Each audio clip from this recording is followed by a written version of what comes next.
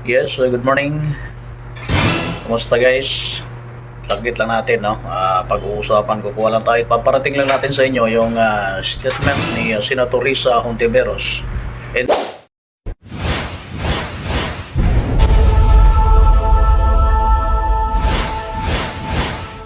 relation doon sa pagkakahuli ng kapatid ni Pampan, ex-Pampan Mayor Alice Guo ng Indonesian authorities kasama na si Cassandra Leong, no? At kahapon ay naibalik na sa Manila itong Sheila Guo. Yan sinasabi natin na umano kapatid ni Alice Guo.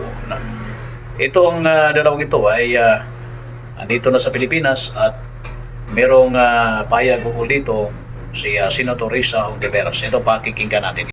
Thanks to our international contacts, my office has also independently verified the apprehension of Cassandra Leong and Alice Guo's sibling Sheila Guo.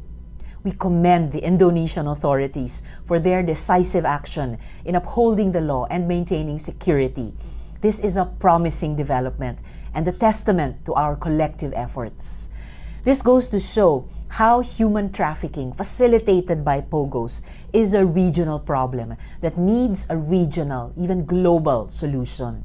Mahigpit na binantayan si Cassandra Leong dahil siya ang makakapagbigay linaw at makapagtuturo na mga dapat managot sa mga totoong nasa likod ng POGO na Lucky South 99 sa Porac, Pampanga. Ano nga ba ang kinalaman niya kina Alice Guo, Harry Roque at iba pa? Sino ang nagpupuslit sa kanya at sa kapatid ni Alice Guo para makalabas sa bansa? At bakit butas-butas ang sistema natin sa immigration? Naniniwala ako na masasagot lahat yan sa ating susunod na hearing. Inaasahan ko rin ang pagdalo ni Cassandra Leong at Sheila Guo sa ating hearing sa Martes. Mananagot sila sa pag-iwas nila sa Senado. Ayan.